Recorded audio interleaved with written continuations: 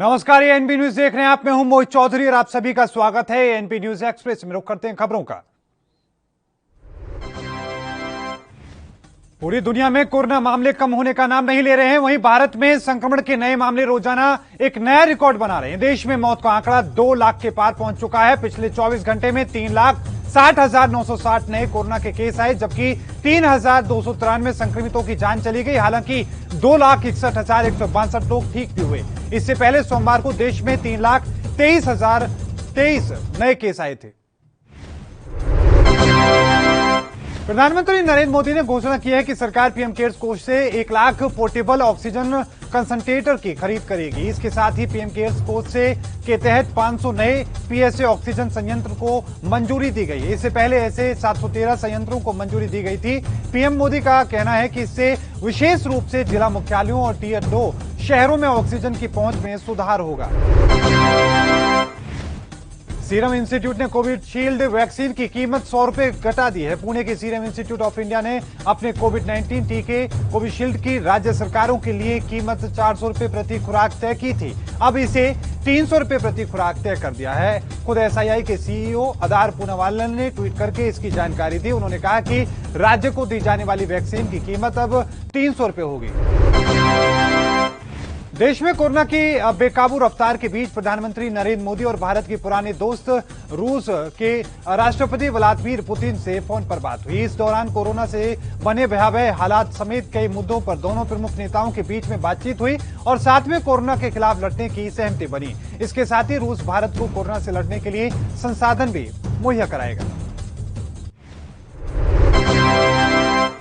Corona संकट को लेकर दिल्ली हाईकोर्ट ने एक बार फिर से सख्त टिप्पणी की। हाईकोर्ट ने ऐसा प्रतीत होता है कि केंद्र चाहता है कि लोग मरते रहें, क्योंकि कोविड-19 के उपचार में रेमडेसिविर के इस्तेमाल को लेकर नए प्रोटोकॉल के मुताबिक केवल ऑक्सीजन पर आश्रित मरीजों को ही ये दवा दी जा सकती है। न्यायमूर्ति प्रतिभा एम सिंह ने केंद्र सरकार को जमकर फटकार लगाई।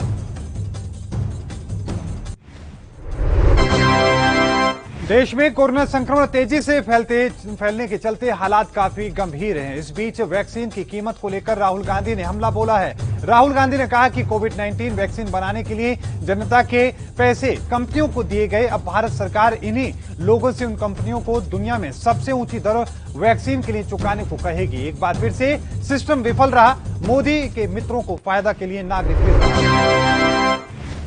देश में कोरोना वायरस के मामले काफी तेजी से बढ़ रहे हैं। रोजाना लाखों लोग कोरोना की चपेट में आ रहे हैं। केंद्र सरकार को सौंपी गई एक रिपोर्ट के मुताबिक देश के उन शहरों में लॉकडाउन लगाने की सिफारिश की गई है जहां संक्रमण की दर 15% है। रिपोर्ट में कहा गया है कि 150 जिलों में लॉकडाउन लगाना जरूरी है ताकि संक्रमण के प्रसार पर काबू पाया जा सके। महाराष्ट्र में कोरोना से मचे हाहाकार के बीच उद्धव सरकार 15 दिनों के लिए लॉकडाउन की अवधि बढ़ा सकती है। महाराष्ट्र के स्वास्थ्य मंत्री राजेश टोपे ने आज कहा कि उद्धव मंत्री ठाकरे से अध्यक्षता में हुई कैबिनेट की बैठक के बाद में उस पर चर्चा हुई है और साथ में इसको लेकर फैसला भी जल्द किया जाएगा, क्योंकि महाराष्ट्र में लगातार कोरोना जो संक्रमण के आंकड़े हैं बढ़ते जा रहे हैं।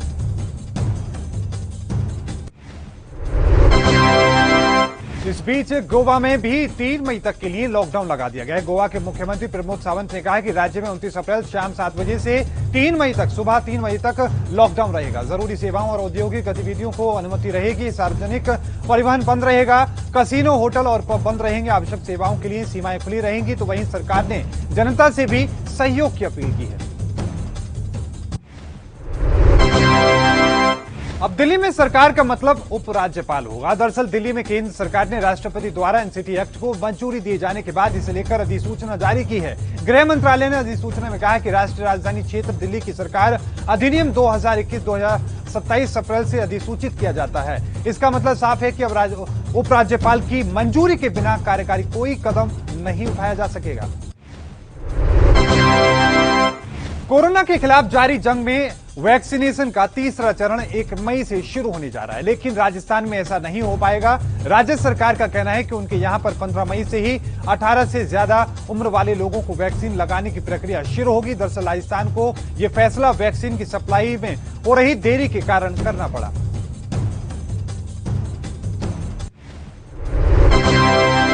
महाराष्ट्र के मुख्यमंत्री उद्धव ठाकरे ने 18 साल से 44 साल तक की उम्र के सभी लोगों को फ्री कोरोना वैक्सीन लगवाने का ऐलान किया है। इस संबंध में कैबिनेट की बैठक में यह फैसला लिया गया। कैबिनेट की बैठक के बाद में मुख्यमंत्री कार्यालय ने ट्वीट करके इस बात की जानकारी दी कि 1 मई से 18 साल और उससे ज्यादा उम्र के सभी लोगों को कोरोना की वैक्सीन मुफ्त में लगाई जाएगी। इसके लिए रजिस्ट्रेशन शुरू हो चुके हैं।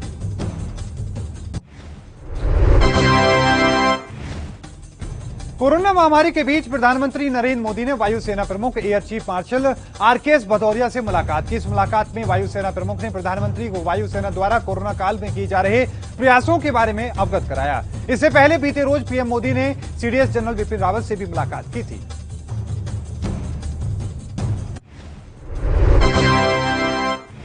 उत्तर प्रदेश के मुख्यमंत्री योगी आदित्यनाथ ने जनता को राहत देने का काम किया है। मुख्यमंत्री योगी आदित्यनाथ ने कहा कि कोविड-19 के बिगड़ते हालात के बीच में राज्य सरकार सभी नागरिकों के भरण पोषण की समुचित व्यवस्था के लिए कदम उठा रही है। राज्य सरकार मई और जून माह में निःशुल्क राशन प्रदान करेगी। इसमें ई-पॉश मशीनों से नेशनल राशन पोर्टेबिलिटी की सुविधा के लिए लोगों को राशन दिया जाएगा ताकि लोगों को किसी तरह की परेशानी न हो। आम आदमी पार्टी छोड़कर बीजेपी में शामिल हुए कपिल मिश्रा ने दिल्ली के मुख्यमंत्री अरविंद केजरीवाल के खिलाफ एफआईआर दर्ज करने के लिए शिकायत दी है। कपिल मिश्रा ने उन्हें आपराधिक उपेक्षा का आरोपी बताया है। उन्होंने अपनी शिकायत में कहा कि मुख्यमंत्री की आपराधिक लापरवाही की वजह से कोरोना ने दिल्ली में सैकड़ों लोगों की जान ले ली। कपिल मिश्रा ने यह शिकायत दिल्ली के पुलिस कमिश्नर को मेल पर की।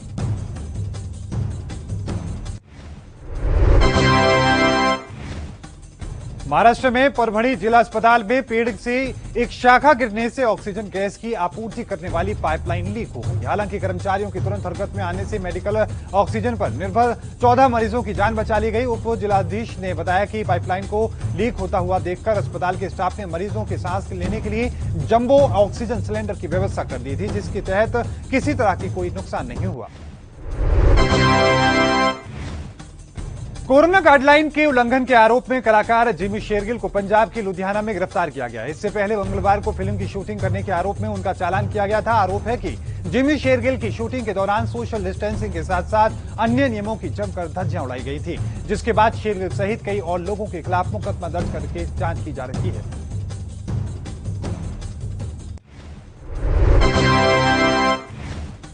देश में कोरोना महामारी के गंभीर संकट के मद्देनजर चुनाव आयोग ने घोषणा की है कि उम्मीदवारों और उनके एजेंट्स के लिए मतगणना केंद्र में जाने के लिए नेगेटिव आरटी-पीसीआर टेस्ट रिपोर्ट या पूर्ण वैक्सीनेशन रिपोर्ट दिखाना अनिवार्य है। आपको बता दें कि असम, तमिलनाडु, पश्चिम बंगाल, केरल और पुडुचेरी में 2 मई को मतगणना होगी। पश्चिम बंगाल में अभी 8वें और अंतिम चरण का मतदान 29 अप्रैल को होना है। उत्तराखंड में कोरोना संक्रमित मरीजों की संख्या लगातार बढ़ती जा रही है। अस्पतालों में ऑक्सीजन की किल्लत, मरीज जिंदगी और मौत के बीच संघर्ष कर रहे हैं। इस बीच राज्य के मुख्यमंत्री तीरथ सिंह रावत ने सभी अस्पतालों में ऑक्सीजन और दवाई के बिना किसी बाधा के आपूर्ति के निर्देश दिए। उन्होंने ट्विटर पर एक शख्स द्वारा मदद की गुहार के बाद निर्देश जारी किए हैं। आपको बता दें कि उत्तराखंड में लगातार संक्रमण अपने पैर पसार रहा है।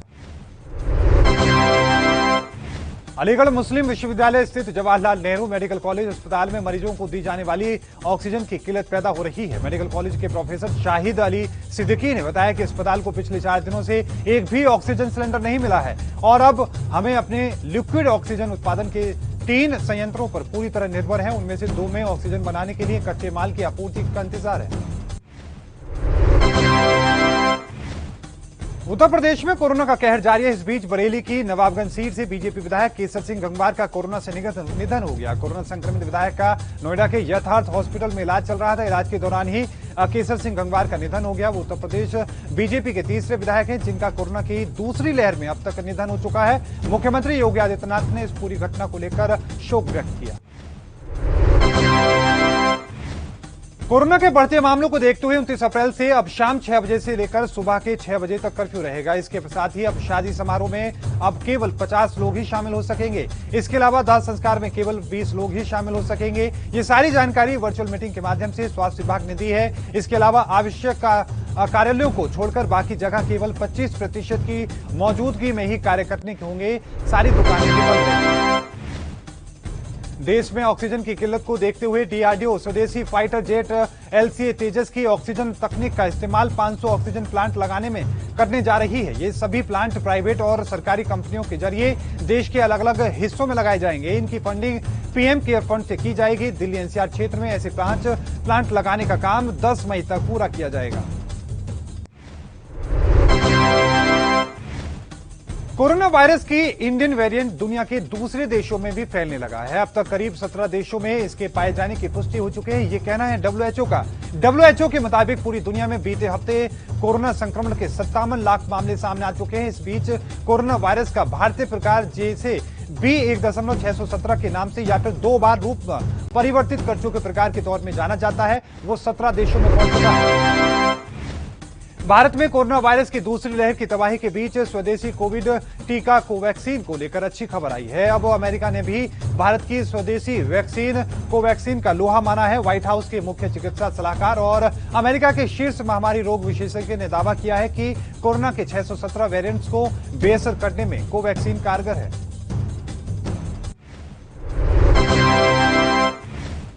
उत्तर प्रदेश के कुछ जिलों में कोरोना संक्रमण से हालत बेहद खराब होते जा रहे हैं। इस बीच इलाहाबाद हाईकोर्ट ने 9 सबसे संक्रमित जिलों में 9 न्यायिक अधिकारियों को नोडल अफसर के तौर पर नियुक्त करने के आदेश जारी किए हैं। ये अधिकारी कोरोना की मौजूद स्थिति के बारे में हर हफ्ते अपनी रिपोर्ट सौंपेंगे।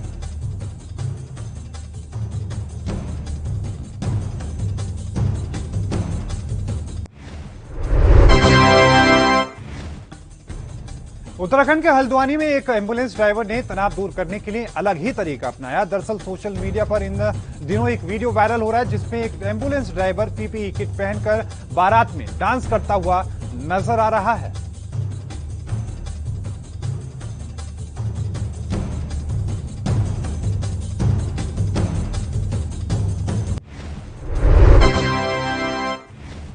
भारत में जारी कोरोना की दूसरी लहर की रफ्तार हर दिन के साथ तेज होती जा रही है। 24 घंटे में भारत में पहली बार 30,000 से ज्यादा लोगों की मौत हुई है। एक तरफ कोरोना की ये बढ़ती रफ्तार है तो दूसरी ओर अस्पतालों का हाल जो डराने वाला है। आंकड़ों के मुताबिक पिछले 24 घंटे में भारत में आपको बताएं कि 3,62,000 से ज्यादा जो केस दर्ज किए गए हैं, जबकि 3,285 लोगों की जान चली गई।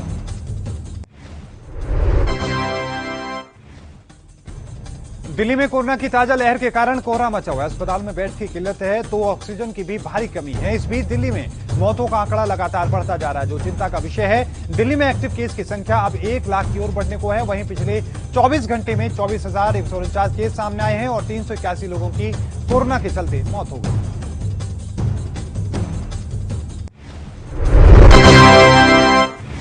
दिल्ली के निजामुद्दीन इलाके में उस वक्त सनसनी फैल गई जब एक शख्स ने अपनी गर्भवती पत्नी को गोली मारकर मौत की नींद सुला दिया। इस दौरान बीच में आए एक युवक को भी आरोपी ने गोली मार दी। इस हमले में महिला की मौत हो गई जबकि पड़ोसी युवक गंभीर रूप से घायल हो गया। हमलावर पति वारदात को अंजाम देकर वहीं रुका रहा और पुलिस आने पर उसने सरेंडर कर दिया।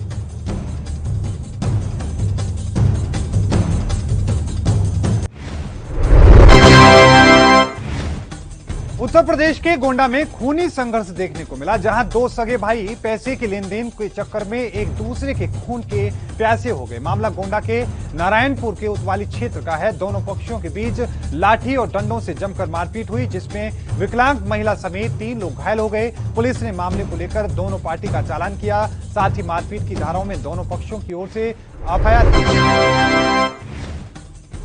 कोरोना संक्रमण से बेहाल दिल्ली में केंद्र सरकार ने एनसीटी एक्ट नोटिफाई कर दिया है। ये 27 अप्रैल 2021 की आधी रात से प्रभावी हो चुका है। इसमें दिल्ली के उपराज्यपाल के अधिकारियों को परिभाषित किया गया है। अब इस केंद्र शासित प्रदेश में सरकार का मतलब उपराज्यपाल होगा और इसी के साथ अब आम आदमी पार्टी की तरफ से इस पूरी घटना को लेकर, इस पूरे मामले को लेकर नाराजगी दिखाई जा रही है।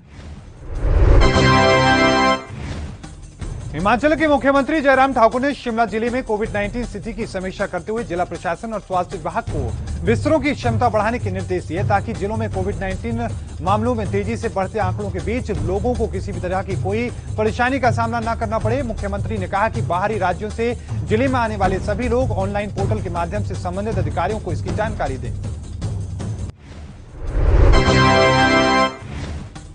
27 अप्रैल को नोएडा के सेक्टर 20 में रहने वाली 52 साल के एक शख्स की कोरोना से मौत हो गई और घर में सिर्फ मां और बेटी ही मौजूद थी। अंतिम संस्कार में कंधा देने तक के लिए कोई मौजूद नहीं था, लिहाजा घर में कई घंटों तक शव पड़ा रहा और तो और मां बेटी के पास अंतिम संस्कार करवाने के लिए पैसे तक मौजूद नहीं थे, जिसके बाद पुलिस ने पीड़ित परिवार की मदद की और सम्मान के साथ अंतिम संस्कार कराया। और इस बीच रुकेंगे एक छोटे से ब्रेक लिए। ब्रेक के उस पार भी लगातार खबरों का सिलसिला जारी है।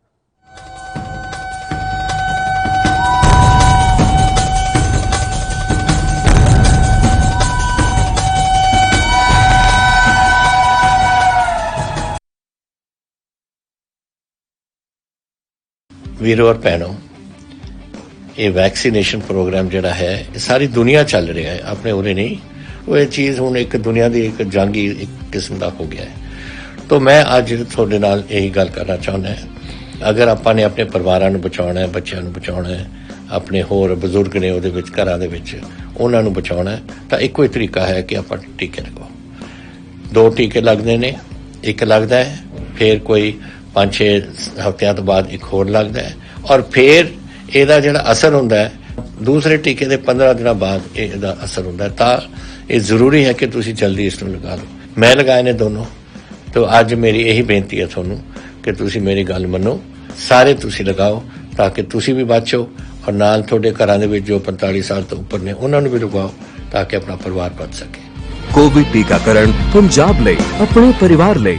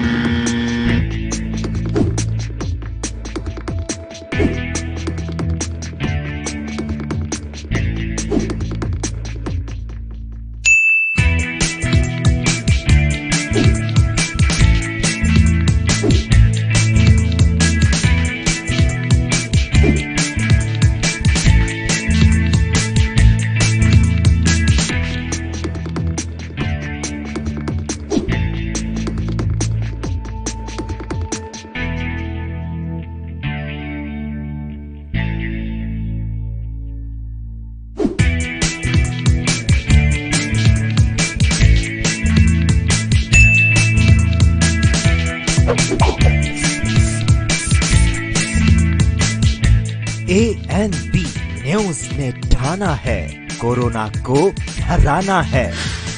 आपके हित में जारी। कम ब्रेक।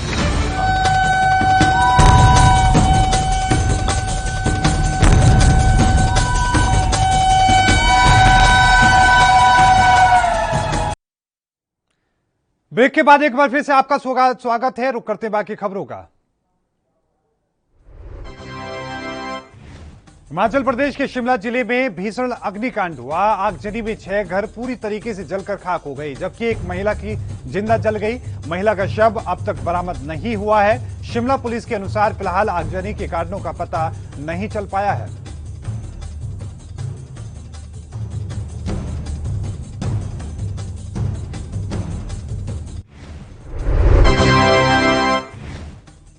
उत्तर प्रदेश में भी कोरोना से मरने वाले मरीजों की संख्या लगातार बढ़ रही है। उत्तर प्रदेश में एक दिन में कोरोना से 265 लोगों की जान चली गई। कोरोना से लखनऊ में सबसे ज्यादा 39 लोगों ने दम तोड़ दिया। दिल्ली से सटे उत्तर प्रदेश के नोएडा और गाजियाबाद में कोरोना के मामले तेजी से बढ़ रहे हैं।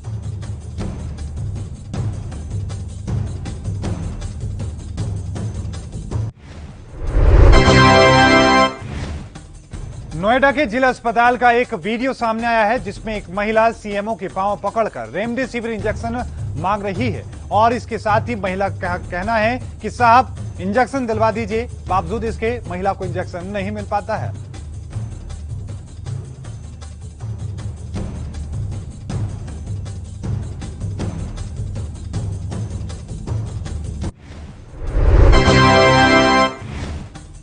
हरिद्वार जिले में कोरोना संक्रमितों की संख्या में लगातार बढ़ोतरी हो रही है, जबकि हरिद्वार में चिकित्सा सुविधाओं की भारी कमी है। ऐसे में हरिद्वार के सबसे बड़े औद्योगिक क्षेत्र में दवा बनाने वाली कंपनी अकुम्स ड्रग्स ने अपनी एक फैक्ट्री को कोविड केयर सेंटर में तब्दील कर दिया है।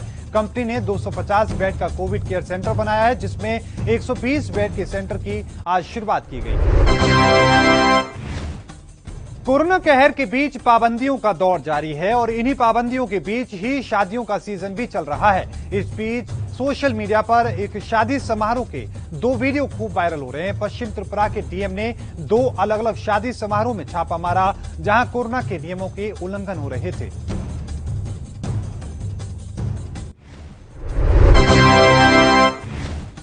उत्तर प्रदेश के मऊ थाना क्षेत्र में सुबह पुलिस एनकाउंटर में 1 लाख का इनामी बदमाश लालू यादव को पुलिस ने मार गिराया। इस दौरान पुलिस के कई जवान भी बाल बाल बचे। इस शातिर अपराधी पर 82 संगीन मामले दर्ज थे। अंधेरे का फायदा उठाकर बदमाश का एक साथी फरार हो गया, जिसकी तलाश के लिए पुलिस छापेमारी कर रही है।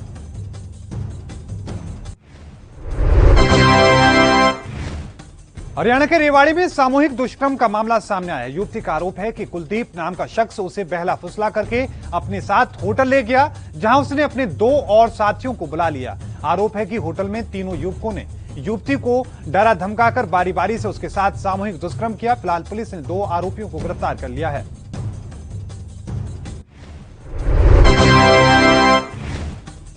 कासगंज से कानपुर रेल रूट पर बुधवार की सुबह बिल्हौर में मालगाड़ी डिरेल हो गई। इससे कुछ देर के लिए ट्रेनों का आवागमन रोक दिया गया ताकि और साथ में तकनीकी टीम भी मौके पर पहुंच गई। मालगाड़ी के 2 खाली बैंगन पटरी पर पलट गए और पहिए अलग हो गए।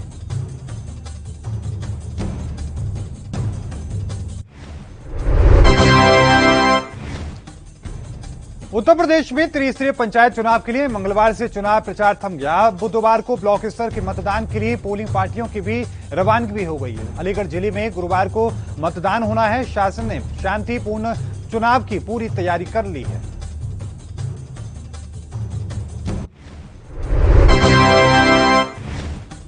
उत्तर प्रदेश में कोरोना महामारी के चलते स्वास्थ्य व्यवस्थाएं पूरी तरीके से चरमरा चुकी हैं। केंद्रीय मंत्री स्मृति ईरानी के संसदीय क्षेत्र अमेठी की फाइलों में मौसम गुलाबी दिख रहा है, लेकिन वास्तविकता कुछ और ही है। अमेठी जनपद मुख्यालय गौरीगंज स्थित जिला चिकित्सालय में मरीजों को दी जाने वाली सुविधाएं भी स्वास्थ्य विभाग के दूर द्वारा छीन ली गई हैं।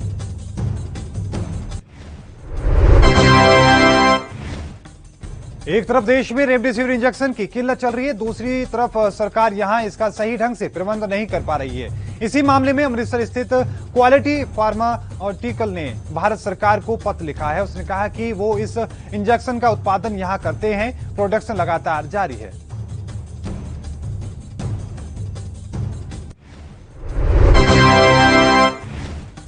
मध्य प्रदेश के बालाघाट में कोरोना योद्धा मृतक एएनएम यास्मीन सिद्दीकी के परिजनों को अभी भी बीमा राशि के लिए दर दर भटकना पड़ रहा है। परिजनों द्वारा सभी दस्तावेज वेरीफाई करवाकर 4 माह पूर्व कोरोना योद्धा बीमा राशि हेतु नेशनल हेल्थ मिशन भोपाल भेज दिए गए थे, लेकिन उन्हें बीमा राशि अब तक नहीं मिली है।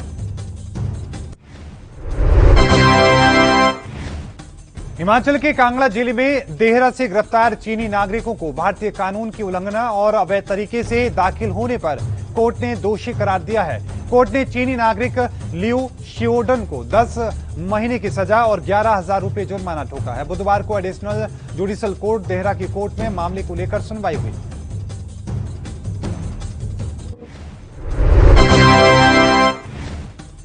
कोरोना संक्रमण के खिलाफ जंग में रेलवे भी बखूबी अपनी भूमिका निभा रहा है। ऑक्सीजन की सप्लाई करने के साथ ही कोविड केयर कोच की तैनाती भी स्टेशनों पर शुरू कर दी गई है। मौजूदा समय में रेलवे के पास 4002 ऐसे कोच हैं जिनके कोविड कोच के रूप में परिवर्तित किया गया है। इन रेलवे कोच को चलते फिरते अस्पताल के रूप में तब्दील कर दिया गया है। इनमें एक साथ 64,000 मरीजों की देखभाल की जा सकती है।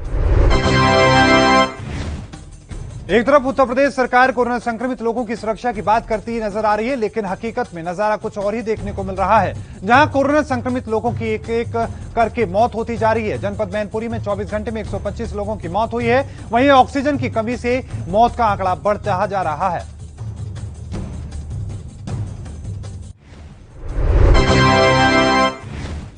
गौतम बुद्ध नगर जिले के नौलिसपाड़ थाने की पुलिस ने रेमडेसिविर इंजेक्शन की कालाबाजारी करने के आरोप में 4 लोगों को बुधवार को गिरफ्तार किया। इनके पास से भारी मात्रा में रेमडेसिविर इंजेक्शन और अन्य दवाइयां भी बरामद की गई।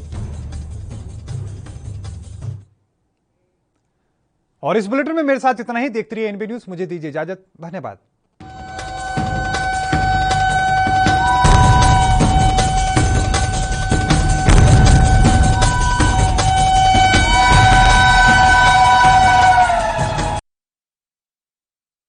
आपकी टीवी टीवी स्क्रीन पर आपको बता दें कि महाराष्ट्र में अभी भी कोरोना का कहर थमने का नाम नहीं ले रहा है। इस वक्त की बड़ी खबर आपकी टीवी स्क्रीन पर। महाराष्ट्र में आज भी भारी मात्रा में केस आए हैं। इस वक्त की बड़ी खबर, लगातार भारी मात्रा में केस बढ़ रहे हैं। 24 घंटे में 985 लोगों की जान गई है। आज 63,309 नए संक्रमित सामने आए हैं। इस वक्त की बड़ी खबर आपकी टीवी स्क्रीन पर। महाराष्ट्र में नहीं थम रहे कोरोना केस। इस वक्त की बड़ी खबर आपकी टीवी स्क्रीन पर।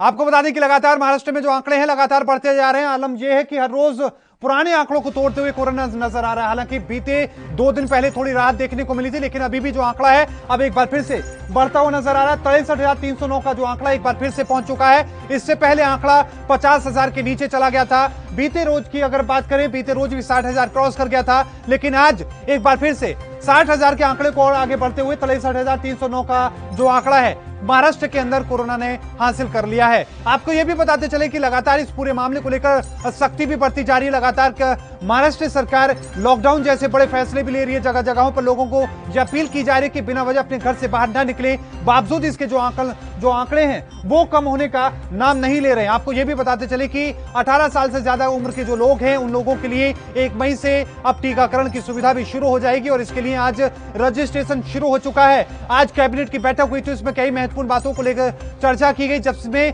सबसे महत्वपूर्ण बात यह थी कि कोरोना वैक्सीन 18 साल से लेकर 44 साल तक के तमाम लोगों को मुफ्त में दी जाएगी। यह महाराष्ट्र सरकार का फैसला। और साथ में एक और महत्वपूर्ण चीज ये कि लगातार बढ़ते आंकड़ों के बीच में एक बार फिर से 15 दिनों के लिए लॉकडाउन लगाया जा सकता है। इस पूरे मामले को लेकर भी चर्चा की गई, लेकिन आज एक बार फिर से ताजा आंकड़ों ने 63,309 आंकड़ों ने सरकार की नींद उड़ा दी है। और सरकार की नींद के साथ साथ वहां मौजूद जो लोग हैं उनकी चिंता भी लगातार बढ़ती जा रही है, क्योंकि लगातार बढ़ते आंकड़ों के साथ में वहां की जो स्वास्थ्य सेवाएं हैं वो चरमराती नजर आ रही है। कभी स्वास्थ्य सेवाओं में ऑक्सीजन की कमी देखने को मिलती है, तो कभी आपको यह भी बताते चले कि कभी कमी देखने को मिलती है, तो कभी वहां पर अलग अलग तरह के जो हालात हैं वो देखने को मिलते हैं। सत्य प्रकाश सोनी हमारे साथ हमारे संवाददाता और ज्यादा जानकारी के साथ जुड़ चुके हैं। सत्य प्रकाश सोनी, लगातार आंकड़े बढ़ रहे हैं। 24 घंटे में 985 मौत और सख्ती के बावजूद आंकड़े कम होने का नाम ले रहे हैं। विस्तार से बताएं।